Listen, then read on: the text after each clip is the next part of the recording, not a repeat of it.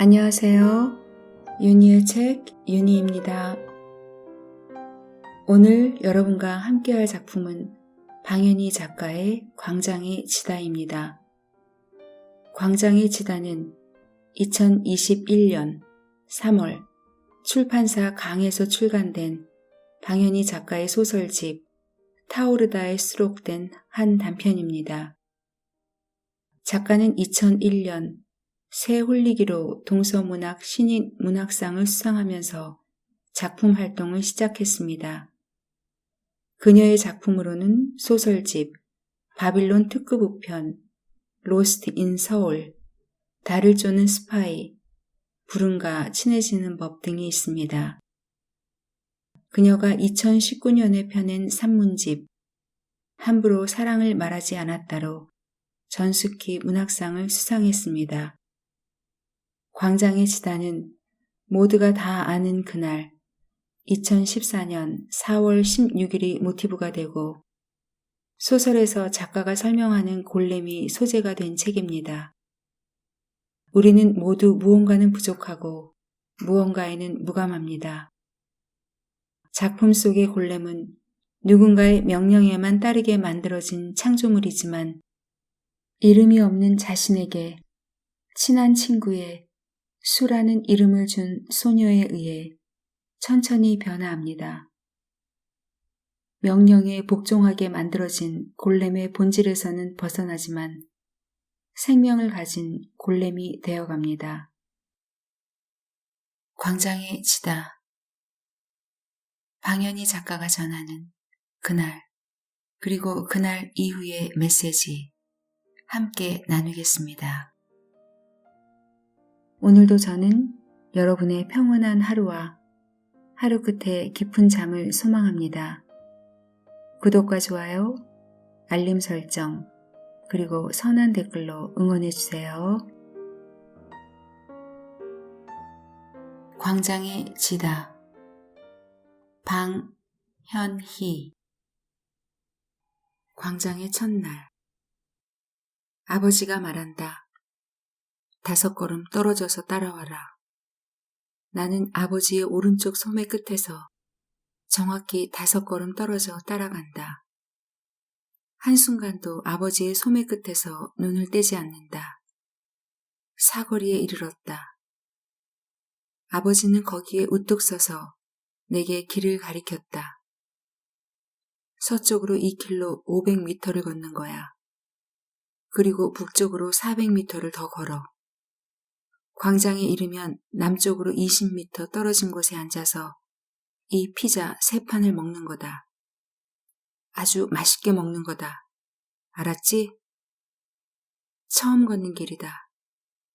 서쪽으로 2km 500m를 걷는 동안 비둘기가 한 마리 내 어깨를 스치고 날아가다 2걸음 앞에서 급히 땅으로 내려앉았으며 정확히 224명의 사람들이 내 왼쪽 오른쪽으로 스쳐 지나갔다. 북쪽으로 400m를 걷는 동안 뜨거운 석양이 23층 빌딩 뒤로 붉게 졌으며 건널목에서 나를 포함한 142명의 사람들이 어지럽게 교차했다.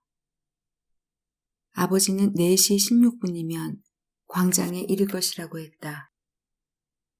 정확한 시간에 가다한 그곳에서는 수많은 사람들이 웅성이고 모였다 갈라졌다. 이리저리 오고 갔다. 누군가는 노랑 피켓을 들고 서 있고 누군가는 지나가는 사람들을 향해 외쳤다. 사람들 뒤로 흰 천막들이 열지어 있었다. 흰 천막의 처마들에는 노랑 리본이 매달려 있었다. 사람들은 바로 그 흰 천막에서 흘러나오고 그곳으로 흘러들어갔다. 사람들이 오갈 때마다 매달린 리본들이 하늘로 날아올랐다 가라앉았다.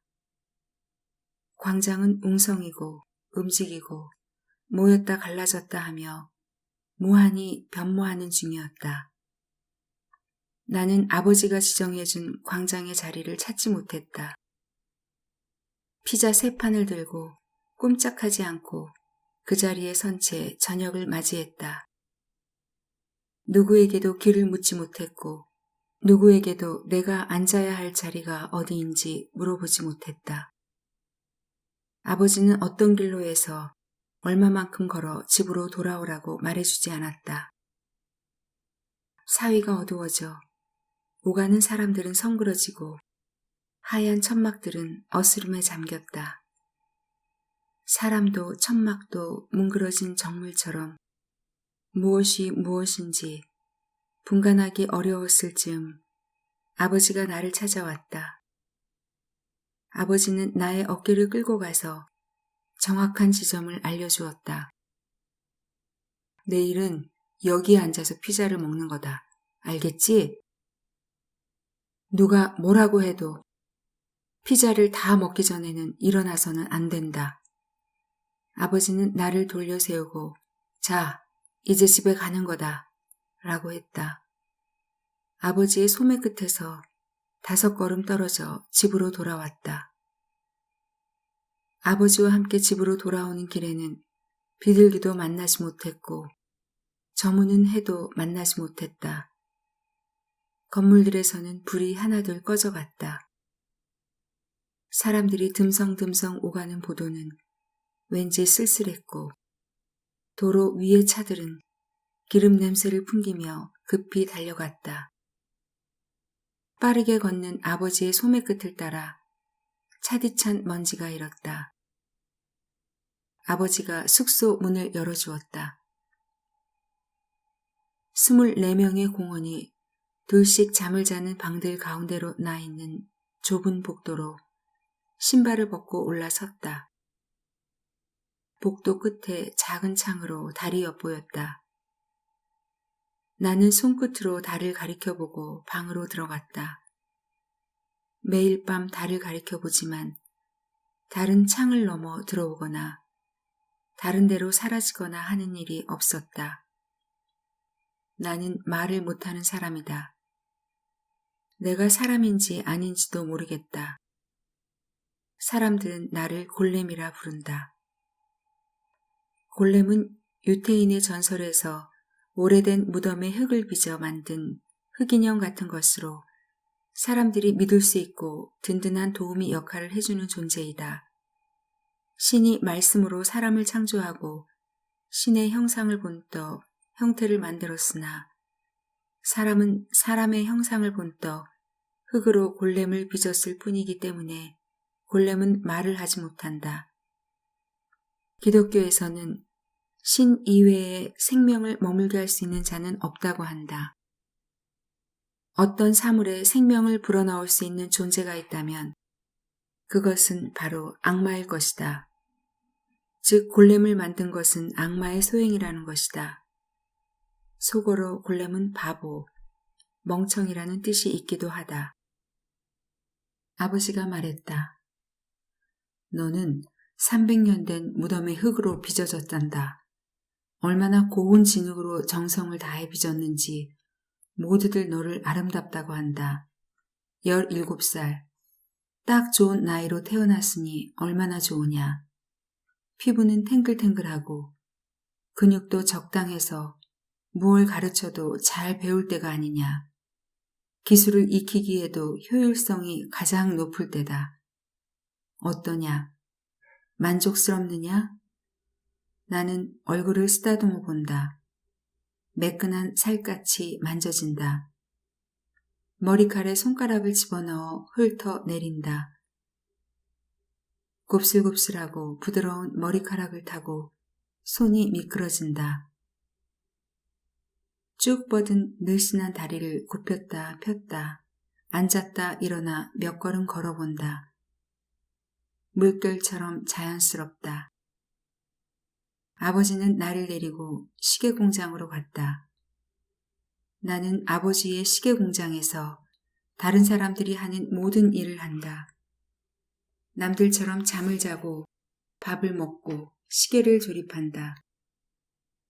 시계는 내 손 안에서 누구보다 빠르고 정확하게 완성된다. 내 손과 눈은 한 번 본 것을 잊지 않고 정확히 옮겨놓곤 해서 아버지로부터 종종 칭찬을 받는다. 매출이 급속도로 늘어났다. 아버지는 이래서 골렘을 만든 거라니까? 말 안 듣는 자식보다 낫잖아? 하며 내 머리를 쓰다듬곤 했다. 그럴 때면 방긋이 웃어야 한다는 것을 안다. 아버지와 눈을 맞추고 방긋이 웃는다. 아버지는 다시 한번 내 머리를 쓰다듬었다. 어느 날 아버지는 나에게 상을 주었다. 가장 잘 팔리는 예물용 금장시계였다. 세상에서 가장 좋은 시계야.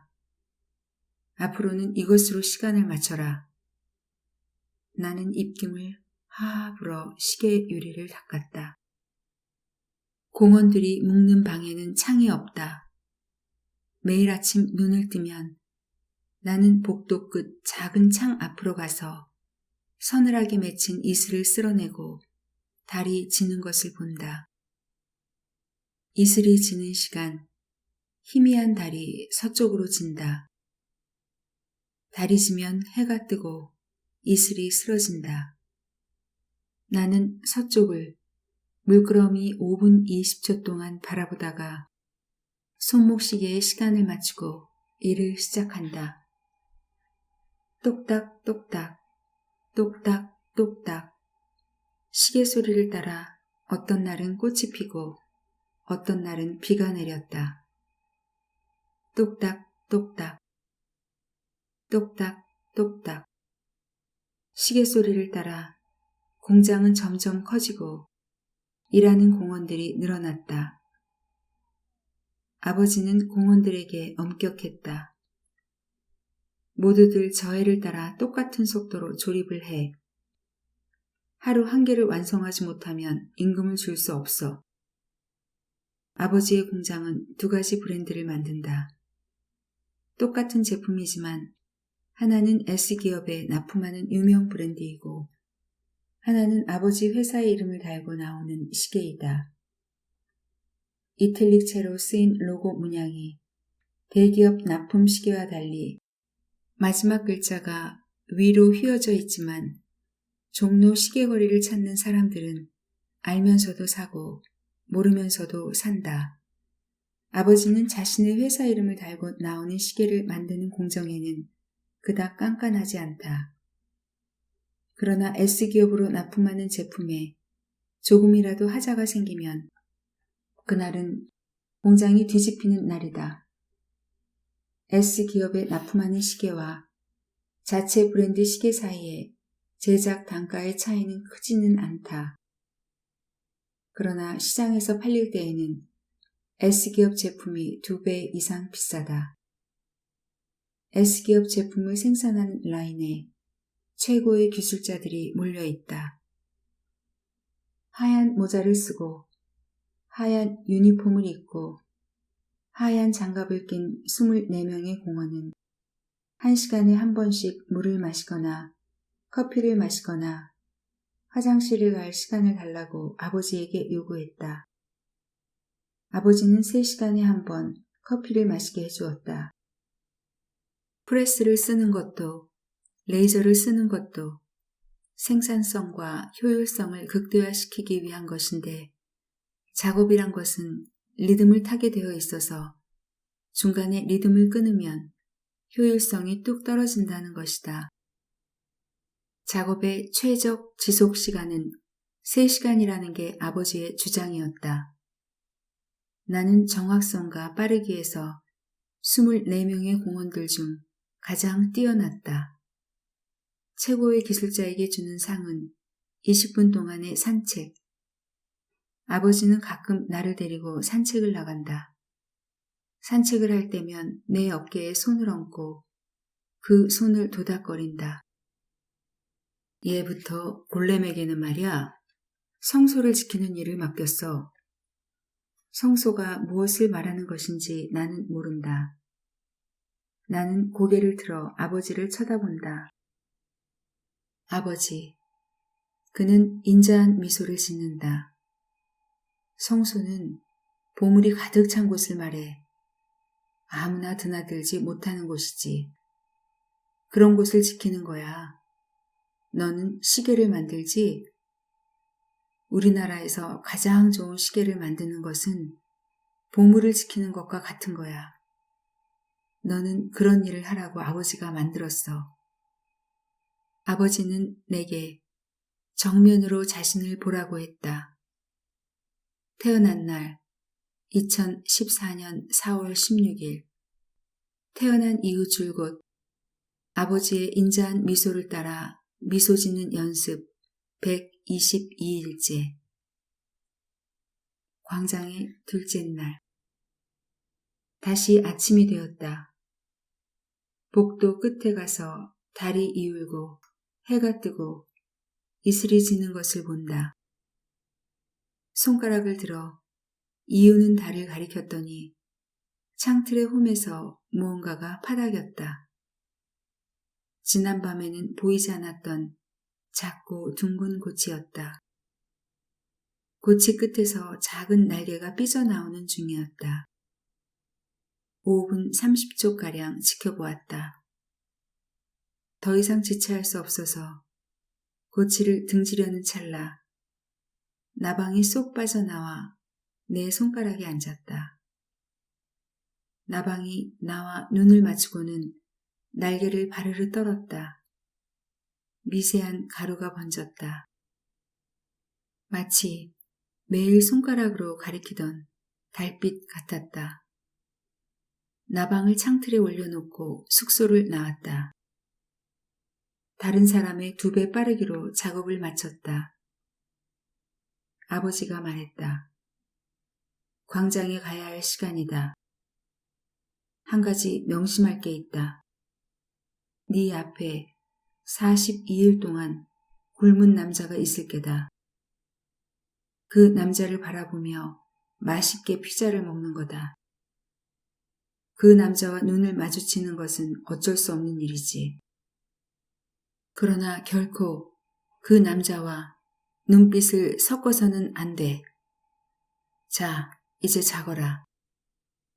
나는 서쪽으로 2km 500m를 걸었다. 비둘기가 2마리 내 머리를 스치고 날아가 몇 발짝 앞에 내려앉았다.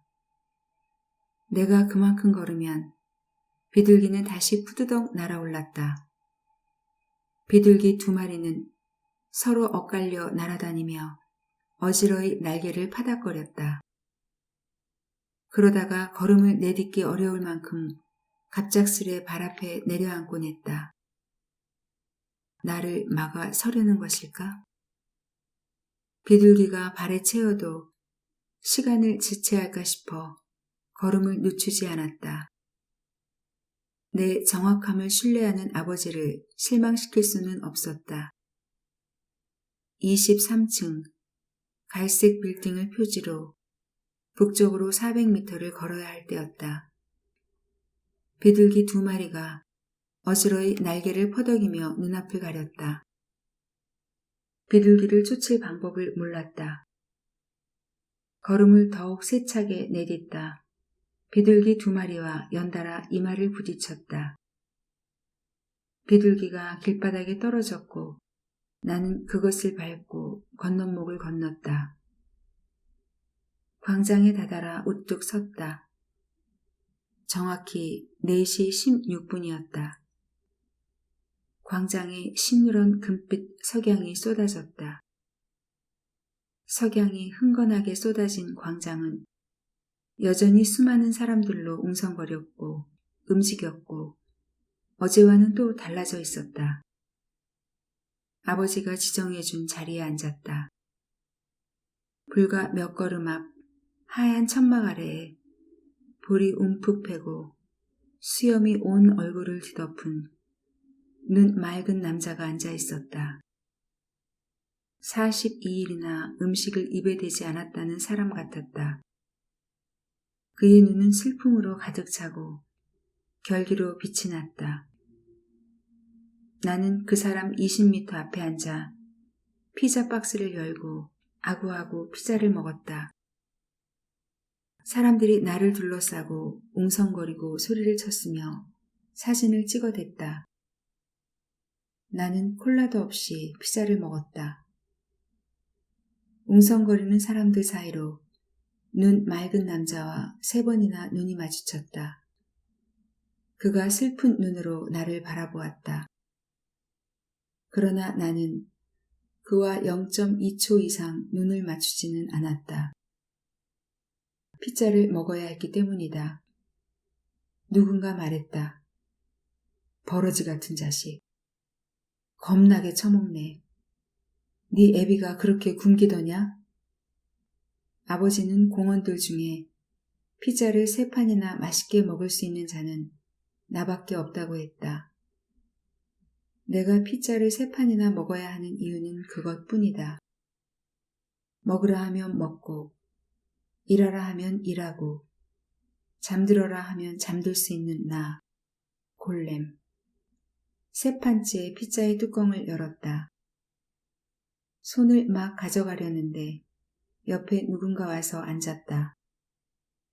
너 이름이 뭐냐? 피자는 손에 들렸고 입을 적당히 벌렸지만 나는 먹지 못하고 소리나는 쪽으로 고개를 돌렸다. 꼭 조이는 교복을 입은 여자애가 옆에 쪼그리고 앉아 나를 빤히 쳐다보고 있었다. 하얀 양말에 삼선 슬리퍼가 눈에 띄었다. 나는 알다시피 말을 할 줄 모른다. 고개를 저었다. 나는 골렘. 이름은 야 또는 저애 또는 그애. 이름 지어줄까? 여자애가 피자를 쿡 찌르며 물었다. 나는 대답을 할 줄 모른다. 여자애는 피자를 뺏을 것처럼 손을 뻗쳤다. 나는 여자애의 손을 피해 피자를 먹으랴 여자애를 곁눈질하랴 정신이 없었다. 다시 봐도 기억이 나지 않을 얼굴이었다. 게다가 저건 뭐람? 교복 치마 아래 입은 체육복 바지라니.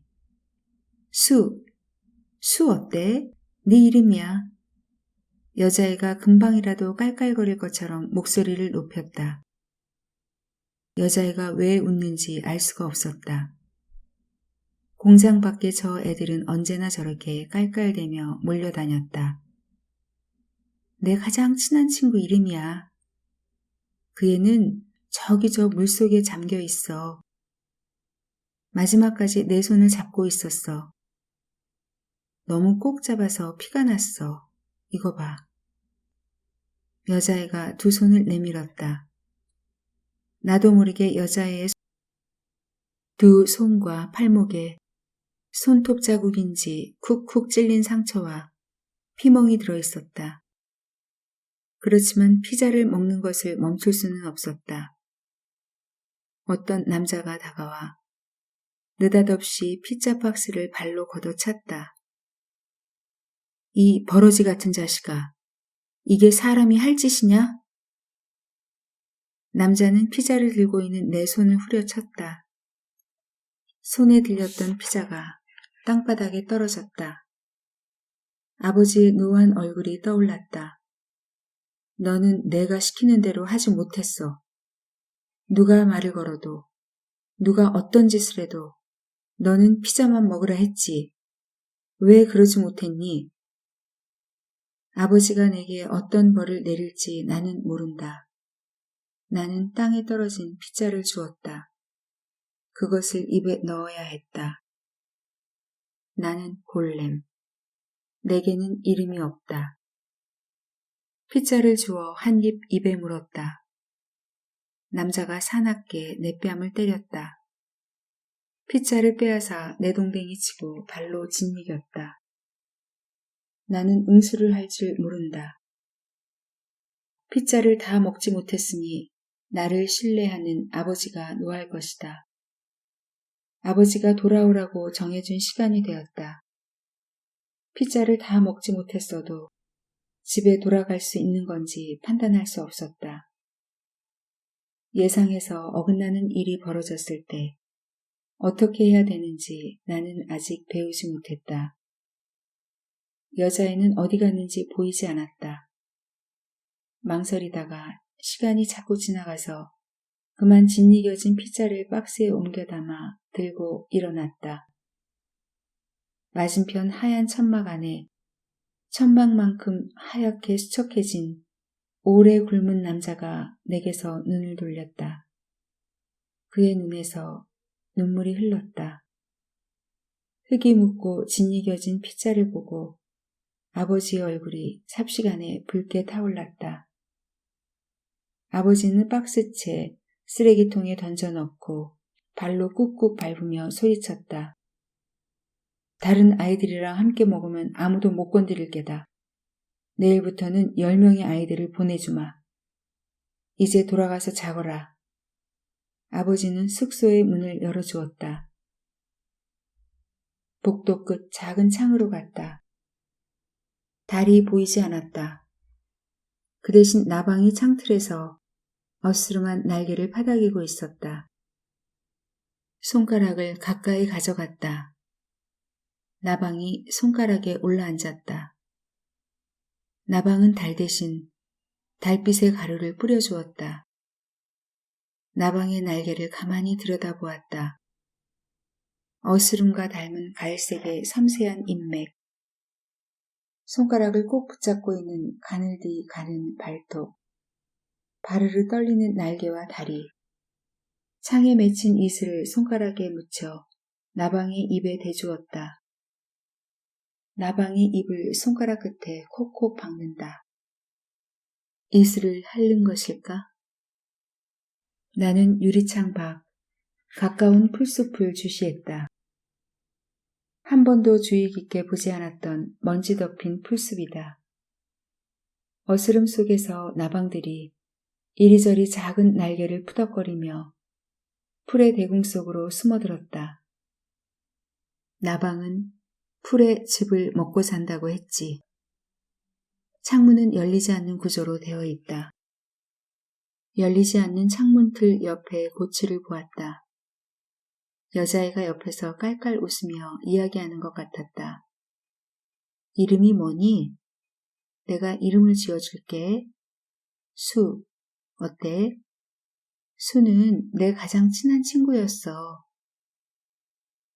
나는 열리지 않는 창을 보며 처음으로 의문을 품었다. 나방이 어떻게 여기에 고치를 틀었을까? 달빛을 타고 들어온 것일까? 처음 품은 의문은 이렇게 이어졌다. 왜 그 여자애는 친구의 이름을 내게 주려는 것일까? 가장 친한 친구의 이름을. 광장의 셋째 날. 해가 뜨고 이슬이 지기 전 나는 손가락으로 창에 맺힌 이슬을 쓸어 나방의 입에 가져다 댔다. 나방이 입을 손가락에 콕콕 찍었다. 물을 먹기는 먹는 걸까? 고치는 조금 더 마르고 작아져 있었다. 나방은 고치보다 5배는 더 크다. 한 번 나온 고치로는 되돌아갈 수 없어 보였다. 나방은 여기 이 창틀 안에서만 전 생애를 보내게 될까? 나방은 유리창 밖으로 나가리라는 꿈을 가질까? 의문이 잠시 일어났지만 금세 쓰러졌다. 오늘부터는 2배로 일을 많이 하라는 명령이 내려졌다. 아버지는 하루 종일 신경이 곤두선 채 전무와 부장을 불러 회의에 회의를 거듭했다. S기업에서 비용 절감을 위해 자동화 라인을 설치하라고 했다는 것이다.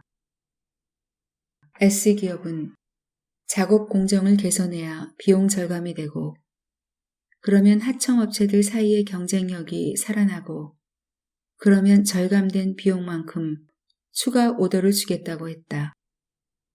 전무는 자동화 라인을 설치할 자금을 끌어들일 방법을 찾느라 은행으로 어디로 뛰어다니고 부장은 설치업체 2곳에다 후려친 단가를 제시한 뒤 알아서 결정하라고 큰 소리를 치고 아버지는 시간을 더 달라고 S기업에 통사정을 하고 회사가 하루아침에 북새통이 따로 없었다. 공원들은 어수선하고 뒤숭숭한 회사 분위기에 둘씩 셋씩 수근거리면서도 제품량을 맞추지 못할까봐 3시간에 한 번 갖는 커피타임도 갖지 못했다. 어차피 커피타임은 처음 사흘밖에 지켜지지 않았다. 3시간에 한 번씩으로 브레이크 타임을 정하는 바람에 이전에는 필요할 때마다 이용하던 화장실조차 브레이크 타임이 되기 전에는 다닐 수 없게 되었다. 공원들은 소변을 참으려 발을 동동 구르며 작업을 했다. 나는 할당된 작업량을 다 채우고 사장실 앞에서 아버지의 명령을 기다렸다. 피자 3판을 내 손에 들려주어야 할 아버지는 지금 그럴 정신이 없어 보였다. 아버지는 일주일 동안 하루도 빠짐없이 광장에 나가서 피자를 먹으라는 명령을 내렸었다. 그러니 따로 명령을 받지 않아도 시간이 되면 나가야 한다. 하지만 아버지가 피자를 챙겨주지 않으니 어쩌면 좋담? 아버지가 잠깐이라도 나를 돌아봐 준다면 좋을 텐데. 피자를 가져가는 것과 광장에 가는 것을 놓고 가만히 생각해 보니 가는 것이 겹쳤다. 광장에 가야 했다. 나는 시간이 되자 망설임 없이 광장을 향해 걸었다. 피자를 들고 걷는 것과 다름없이 같은 빠르기였다. 4시 16분. 광장의 그 자리에 섰다. 피자를 가져오지 않았으니 할 일이 없다. 제자리를 지키며 가만히 서 있었다. 43일 동안 밥을 굶은 남자와 눈이 마주쳤다. 하늘이 그의 얼굴에 5분의 4쯤 드리워져 있었고 텅 빈 그의 시선은 어제보다 10도쯤 더 하늘로 기울어져 있었다. 목숨이 그만큼 기운 것 같았다. 곁에서 그를 보살피고 있는 사람들의 얼굴이 사뭇 어두웠다. 나는 3초 동안 남자의 시선을 따라갔다. 그의 눈길은 하늘에 닿아 있었다. 그와 나 사이엔 20m나 거리가 있었는데 내 눈가가 조금씩 뜨거워졌다. 왔니? 귓가에서 여자의 높은 음성이 들렸다. 나는 불쑥 다가온 여자에게 놀라 뒷걸음질을 쳤다. 윗도리가 깡총하게 짧고 꼭 조이는 치마 밑에 무릎이 튀어나온 체육복을 입은 여자애가 서 있었다. 토실토실한 뺨이 빛이 날 만큼 반질거렸다. 명랑한 여자애. 몹시 반가웠다. 여자애가 장난스럽게 내 뺨에 제 얼굴을 바짝 갖다 대며 물었다. 너 여기에 왜 왔어? 나는 대답을 할 줄 모른다. 내가 왜 여기에 와 있는 거냐고? 그야 아버지가 가라고 했으니 왔지. 여자애가 팔을 잡아 끌었다. 저기 가보자. 쭉 뻗은 손끝에 달, 아니 나방, 아니 노랑 리본이 걸려 있었다. 그곳으로 갔다. 똑같은 노란 티셔츠를 입은 남자와 여자 몇이 작은 테이블에 둘러앉아 가죽끈으로 리본을 만들고 있었다. 가판대에는 그들이 만든 각양각색의 리본이 놓여 있었다. 갖고 싶은 거 골라보라며 그 애가 리본들을 가리켰다. 나는 어떤 것을 가질지 결정할 수 없었다. 가판대 앞에서 망설이는 내게 리본을 만들던 아주머니가 이건 어떠니? 하면서 리본 하나를 골라 왼쪽 가슴에 꽂아주었다.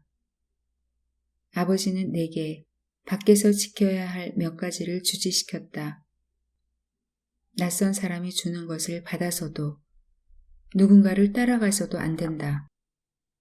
그런데 나는 아버지의 금지를 간단히 어겼다.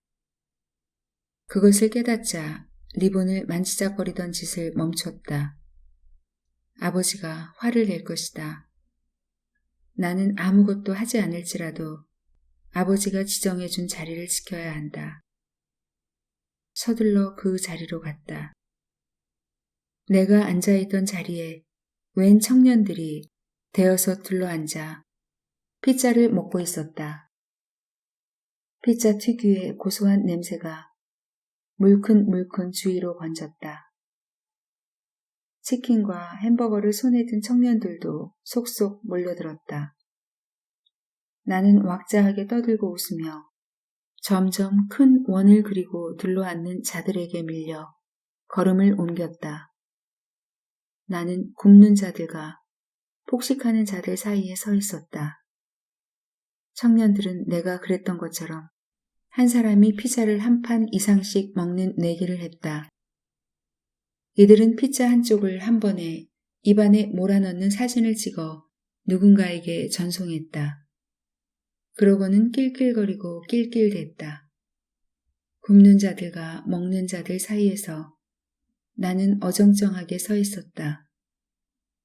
피자와 치킨과 햄버거와 낄낄대는 소리가 뒤엉켜 역겨운 냄새가 났다. 어느 사이엔가 옆에 온 여자애가 불쑥 물었다. 사랑하는 사람이 죽었는데 왜 죽었는지 모를 때 넌 어떻게 할 것 같아?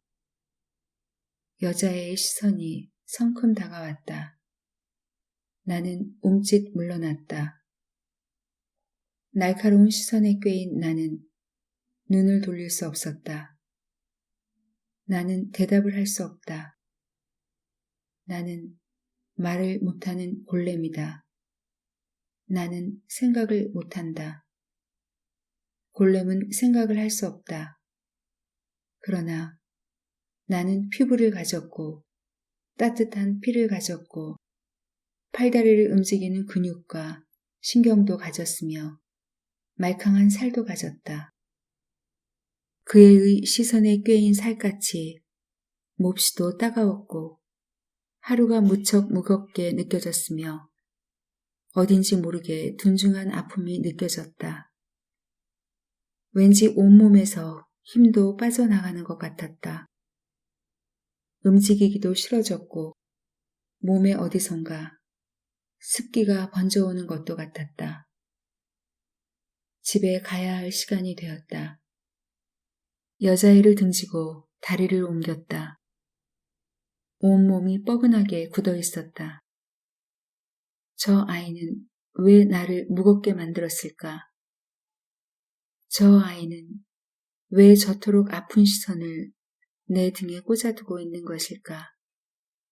나는 왜 건널목을 건너고 400m를 걸었어도 그 시선에서 벗어나지 못하는 걸까? 지친 몸으로 숙소에 돌아왔다. 아버지는 보이지 않았지만 아버지의 회사에는 아직 불이 켜져 있었다. 숙소의 복도 끝으로 걸어갔다. 창밖으로 작은 달이 보였다. 창틀에는 아직 나방의 고치가 붙어 있었다. 나방은 천장 모서리에 붙어 있다가 벽을 타고 걸어 내려왔다. 나는 달을 가리키던 손가락을 이제 나방을 향해 뻗었다. 나방은 날개를 팔락팔락 움직이더니 손가락 위에 앉았다. 미세한 가루가 번졌다. 무겁디 무거웠던 몸이 손가락에서부터 점차 힘이 돌아오기 시작했다. 나는 나방을 창틀에 놓아주고 방으로 들어갔다. 나방이 창틀 틈에 들어가 날개를 접었다. 나방은 이 좁은 복도에서 생을 나고 있었다. 광장의 넷째 날. 아침 이슬을 나방에게 먹이고 시계를 맞춘 뒤 공장에 갔다. 자동차 시스템 설비를 하느라 넓은 공간이 필요해진 회사는 원래의 공장 옆에 붙여 가건물을 짓고 있었다. 공장 벽을 터서 가건물과 이어 공간을 넓히려는 것이라고 했다. 비용 절감을 위한 설비 투자였다. 아버지는 아침 일찍부터 S기업에 갔다고 했다. 아버지를 보지 못하니 마치 시계 태엽을 감아 밥을 주는 것을 빼먹은 것처럼 허전했다. 아버지는 정확한 시간에 일을 시작하는 것은 높은 효율을 위한 처음이자 끝이라고 했다. 나는 커피를 두세 잔 마셔야 잠이 깨는 다른 공원들과는 달랐다. 아침 7시, 나는 몸에 내장된 시계가 작동하는 것처럼 군더더기 없이 일을 시작한다. 아버지가 있건 없건 할당량을 정확히 채우는 게 내가 만들어진 이유였으니까. 공원들은 떠도는 소문을 이쪽에서 저쪽으로 옮기며 수군거렸다. 자동화 설비를 갖춘다는 것은 곧 인원을 감축한다는 뜻이라는 것이다. 그렇다면 인원 감축은 기정사실이고 해고의 기준이 무엇일지, 누가 해고될 것인지 각자의 추측을 주고받느라 작업장 분위기가 뒤숭숭했다. 나는 공원들의 걱정과 한숨 소리를 흘려 들으며 한눈 팔지 않고 작업을 했다. 목표 작업량을 마치고 작업한 자리를 정리하면서 나는 다른 때와는 달리 서둘렀다. 오늘도 아버지의 새로운 지시가 없었으니 지난 명령이 유효한 것일 게다. 아버지를 만나지 못하고 핏자를 받지도 못했지만 오늘 역시 어제와 마찬가지로 광장의 자리를 지켜야 할 것이다. 나는 서둘렀다.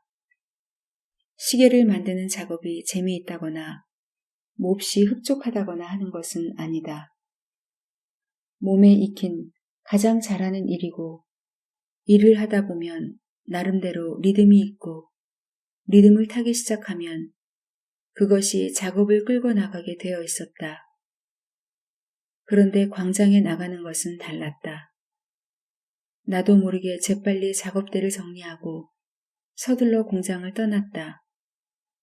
그게 여자애 때문인지는 모르겠다. 정확한 보폭으로 길을 걷고 있다고 생각했지만 문득 정신을 차려보니 15분이나 일찍 광장에 도착해 있었다. 그 자리에 서서 주변을 둘러보았다. 여자애는 보이지 않고 44일 굶은 남자는 병색이 짙어진 채 누워 있었다. 이제는 남자를 오래 쳐다보아도 시선이 엮이지 않았다. 그의 눈동자는 빈 공간에 걸린 달처럼 천막의 처맞춤에 걸려 허옇게 발해 있었다. 남자 옆으로 동조 단식을 이어가는 사람들이 단정히 앉아 있었다. 남자와 시선이 얽히지 않으니 더욱 할 일이 없어졌다. 남자의 시선을 피하기 위한 노력이 꽤나 큰 일이었는지 나는 도리어 눈을 부릅뜨고 남자의 눈을 노려보았다. 그래도 남자는 나를 쳐다보지 않았다. 4시 16분. 예! 익숙한 음성이 들렸다. 나는 살갗이 있다. 나는 솜털도 있고 신경세포도 있다. 여자의 음성을 듣자 귓속에 나방이 들어와 가볍게 날개를 터는 것 같았다. 아, 내 나방. 너에게 내 나방을 보여주고 싶어. 그런 감각이 귀에서 느껴졌다. 나는 그 애를 보고 활짝 웃었다.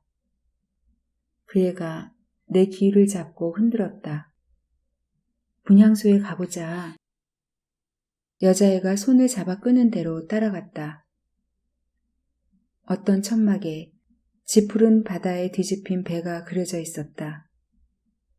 뒤집힌 배를 수백 개의 풍선이 하늘로 둥실둥실 띄우고 있었다. 그것을 보느라 걸음이 늦어졌다. 네가 태어난 날 너의 친구들이 죽었어. 저기, 저 물에서 수많은 아이들의 목숨이 졌어. 여자애가 화난 듯이 빠르게 말했다. 마치 나를 나무라는 것 같았다.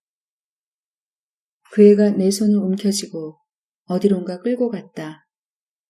나는 저항하듯 느리게 걸었다. 그에는 수백 명의 사진들이 줄지어 놓인 단상으로 가서 걸음을 멈추더니 그 앞에 나를 세웠다. 똑같은 옷을 입고 정면을 보고 있는 수백 명의 학생들. 그 학생들이 지금 여기 광장에 모인 사람들 전부보다 많아 보였다. 학생들은 단지 304명이 아닌지도 모른다. 줄지어 있는 사진들은 저 끝으로 끝으로 이어져 계속해서 불어나는 것 같았다. 그래서 학생들은 수천, 수만, 수백만 명으로 보였다. 단상에 꽃을 올리고 고개를 숙이는 사람들 또한 저 사진들 속의 학생들이나 다름없어 보였다. 끊임없이 광장에 모여드는 사람들과 줄지어 놓인 사진들, 줄지어 세워진 천막들, 끊임없이 만들어지는 노란 리본들, 물을 굶고 밥을 굶는 사람들, 웅성웅성 어지러웠다. 노랑 풍선들이 줄지어 놓인 사진들과 사람들을 끌고 하늘로 둥실둥실 올라가는 것도 같았다. 어지러웠다. 무엇인지 모를 것들이 나를 밀고 움직이게 했다. 나는 말을 못하는 골렘, 생각이 없는 골렘, 그러나 살갗이 있고 눈동자가 움직이며 심장이 뛰고 섬세한 두 손이 있고 건강한 다리가 있는 골렘, 웅성이고 눈물 흘리고 가슴을 쥐어 뜯으며 기도를 하는 사람들이 살갗에 닿고 눈동자로 읽히고 손에 잡혔다. 여자애가 내 손을 잡아당기며 물었다. 사랑하는 사람이 숨졌다면 너는 어떻게 할 거야? 나방이 목구멍을 꽉 틀어막은 것 같았다. 캑캑, 캑캑. 나는 살에 들린 것을 뱉어내려고 기침을 하고 주먹으로 가슴을 쿵쿵 쳤다. 나는 모른다. 내가 무엇을 어떻게 해야 하는지. 그저 살에 든 것을 뱉어내려고 캑캑 기침을 하고 있을 뿐이다.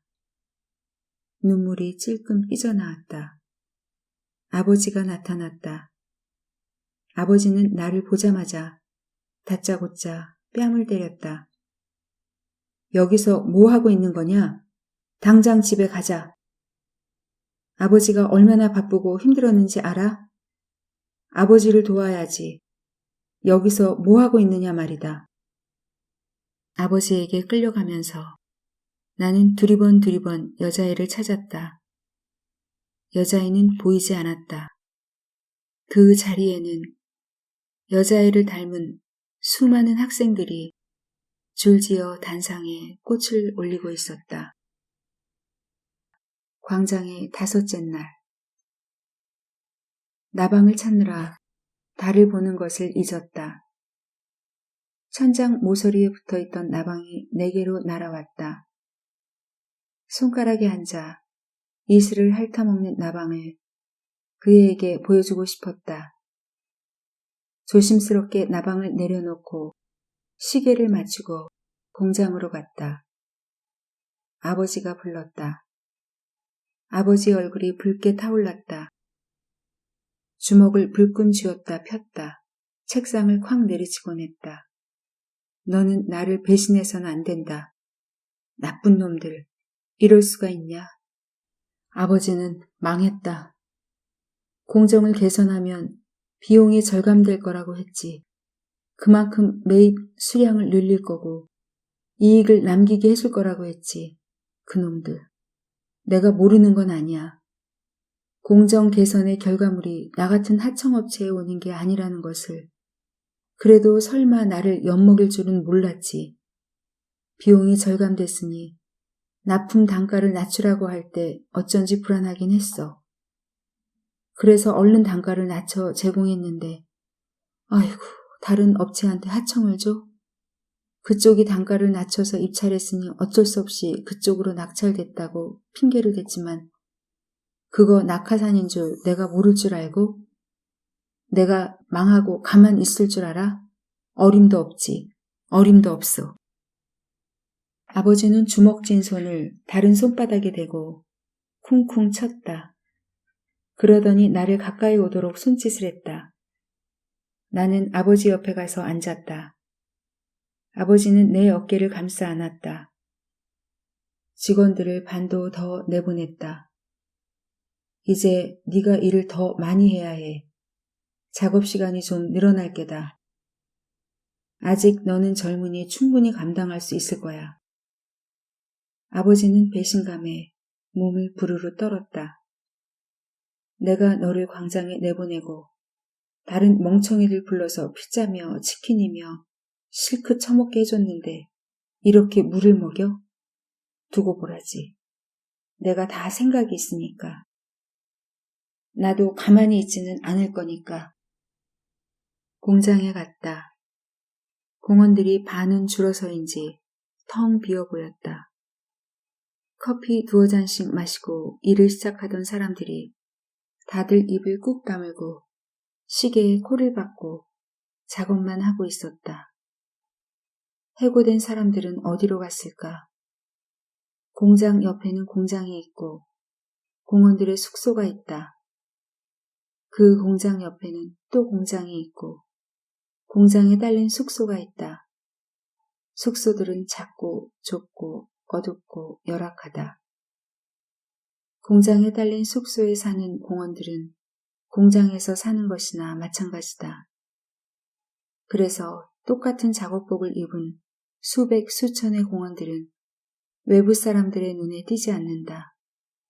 공장에서 한꺼번에 해고된 공원들은 갈 데가 없다. 그들은 당장 숙소를 비워줘야 했을 텐데 어디로 갔을까?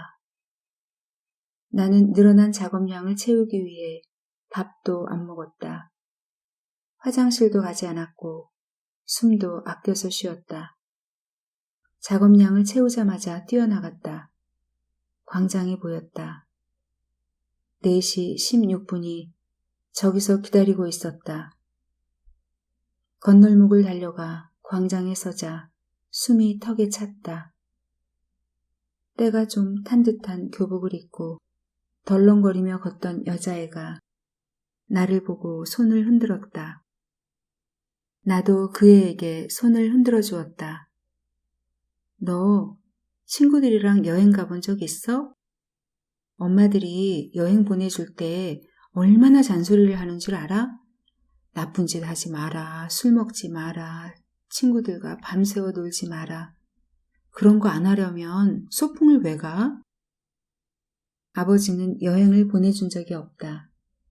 공장 뒷길을 걷는 산책마저 아버지와 함께여야 한다.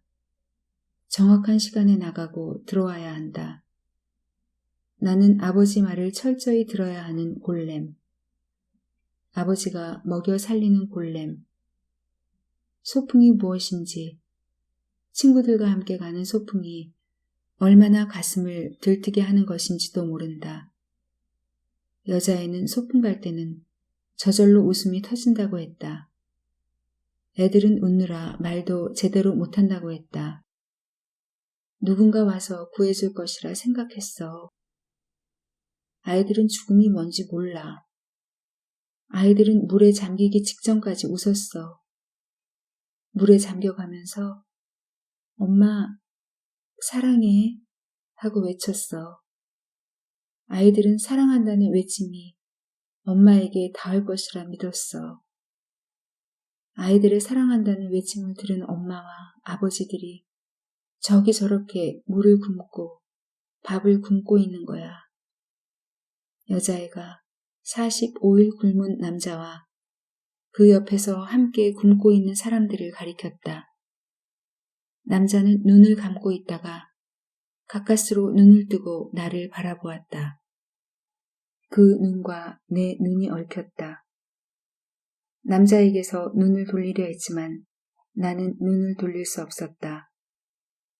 남자의 눈이 나의 눈을 붙잡고 놓지 않았다. 건널목에 아버지가 나타났다. 아버지가 소리쳐 나를 불렀다. 아버지에게 가려 했지만 꼼짝을 하지 못했다. 아버지는 절망적으로 얼굴을 붉히며 손을 쳐들었다. 그제서야 아버지의 두 눈을 보았다. 아버지의 두 눈은 45일 굶은 남자의 눈빛과는 전혀 달랐다. 붉게 충혈되어 분노에 가득 차 있었다. 아버지는 높이 쳐들었던 손을 가까스로 내려 내 손을 꼭 움켜쥐었다. 가자. 너는 여기에 있을 필요가 없다. 가자. 나는 끌려갔다. 여자애도 어떤 사람도 나를 잡아주지 않았다. 나는 아직 집에 갈 때가 아닌데 가야만 했다. 동쪽으로 2km 500m를 따라가다가 나는 아버지의 손을 놓았다. 아버지가 놓친 내 손을 다시 잡아 꼭 쥐었다. 나는 아버지의 손에서 내 손을 다시 뺐다. 나는 모른다. 왜 내가 그토록 든든하게 여기던 아버지의 손을 놓고 싶어 하는지, 왜 저 여자아이를 따라 광장에 머무르고 싶어 하는지, 왜 나를 태어나게 하고 나를 일하게 해주고 나를 밥 먹여준 내 생을 짊어진 아버지로부터 멀어지고 싶어 하는지, 왜 내 손을 꽉 잡은 아버지를 등지고 다른 쪽으로 냅다 달려버렸는지, 나는 생각을 못하는 골렘이므로 왜 그랬는지 모른다. 달렸다. 서쪽으로 2km 500m를 아버지한테 잡혀왔다. 아버지는 내가 멀리 도망가지 못할 것을 알고 있다. 나는 공장 단지와 광장으로 가는 길밖에 아는 곳이 없다.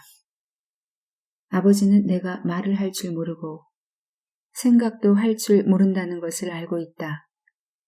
그러나 내가 느낄 수 있다는 것은 모르고 있다.